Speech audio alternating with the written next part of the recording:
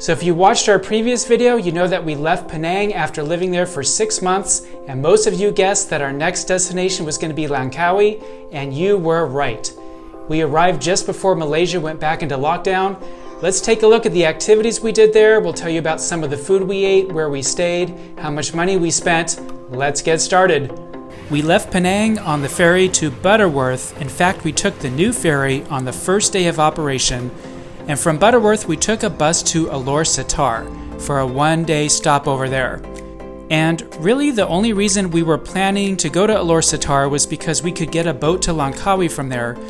But Alor Setar turned out to be much more interesting than just a quick stopover. We really enjoyed our time there.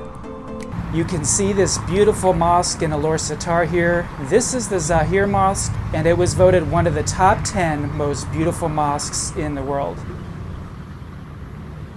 Then we went to the top of this observation tower here, and wow, what magnificent views over Alor Setar and beyond Alor Setar over the Malaysian state of Kedah from the top of this tower. Let's take a look at the views. This is looking east, I believe.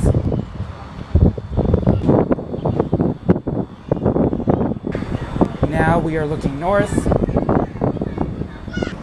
Here's the view of the Zahir Mosque from the top of the tower.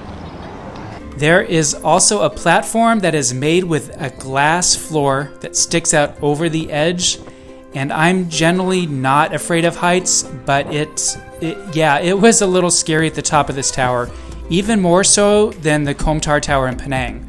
And I don't know if it was because this tower in Alor Setar is taller, or it might have been because it was really windy here, and that just made it feel a little bit more frightful, I guess. And we stayed after dark so that we could see it lit up too. After our time in Alor Setar, we took the ferry to Langkawi, and what a wonderful, wonderful time we had.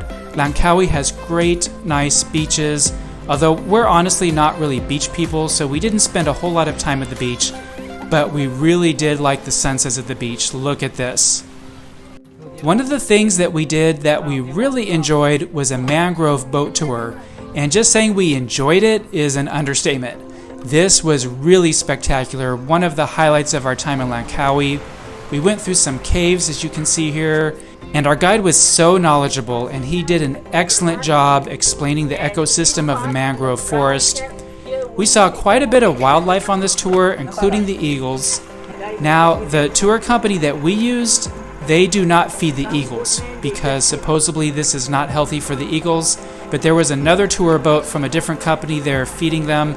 We also had time for swimming on one of the beautiful islands. But one of the best things about the tour was that it included dinner at a floating restaurant where we had papaya salad, mee goreng, some delicious satay, and also sea bass, which I normally don't like seafood, but this fish was really delicious. The company we used for this tour was Dev's Tours, and you can see the price there, worth every penny, or should I say ringgit, as far as we're concerned. Another thing we really enjoyed was the cable car up one of Langkawi's mountains. Now this is very touristy, of course, but still the views at the top were quite amazing. If you plan on coming here, I should mention that at the top it was very windy and almost, I don't want to say it was cold, but it was definitely a cooler temperature up there. And of course you'll be very high up off the ground on the way up and down in case you have a fear of heights. We saw a waterfall from the gondola and decided to hike up to it after we finished the cable car. It was a steep hike, it was a hot hike until it started raining, then it cooled off a bit. But the waterfall was quite amazing. This is the Seven Wells Falls, and as you can see here, you can go swimming at the base of the falls, a nice way to cool down after the hot hike. I think he's gonna jump.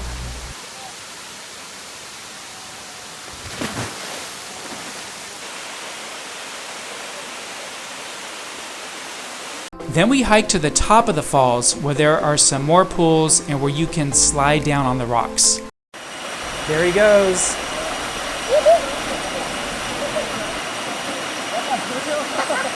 Alright, next up is our trip to the aquarium, or Langkawi Underwater World, and we hesitated about going here because we didn't want to spend a lot of money just to see fish in a big fish tank, but wow, this was truly a terrific experience. First, the penguins were really fun to see, especially since we were there during their feeding time. They seem to be a bit more active. I guess I get that way too when it's my feeding time. This guy here was my favorite. We also saw the seals during their feeding time. They were really hungry. And we saw sharks. And we saw turtles. And we saw jellyfish. And it was really more than just the aquarium. There's a lot of different kinds of birds, including flamingos and also parrots. And yeah, we really enjoyed our visit to the aquarium. A very common activity in Langkawi is to take an island hopping tour. The highlight of this tour for us was at a freshwater lake surrounded by the cliffs that make up one of the islands, with some kayaking, some boating, and some swimming. And let me just mention again that this was before the latest COVID lockdown, so that's why you see the crowds. We had some great food all around the island, but our favorite was the food from the local night market. This market actually moves to a new location depending on the day of the week, and there is some great food here. The mee goreng was especially good, and the satay was fabulous, absolutely fabulous. Even though this market was small, we didn't have small stomachs by the time we finished eating all of this food. I want to give a shout out to the Say Ha Inn. We really enjoyed staying here for the week and appreciated the friendly owner. Now, how much did all of this cost? Let me break it down. Our hotel was only 50 ringgit per night. That's like $12, super inexpensive for a nice hotel. We spent an average of 69 ringgit per day eating out for every meal. Our transportation averaged 22 ringgit per day. There's no bus system on Langkawi, so we used Grab taxis to get around. And we averaged 107 ringgit per day for all of the activities that you saw in this video. So if you add it all up, it comes to an average of 248 ringgit per day, and that's for 2 people, and it also doesn't include things like our health insurance. So where is our next destination? Well, I want you to try and guess, and here's a hint. We took the train to our next destination from Alor Setar, so it is somewhere on the train line here in Malaysia. We arrived just before the country went back into lockdown. If you want to try and guess, please leave a comment below. And also be sure to subscribe to our channel so that you can be notified when we release the video for our next destination.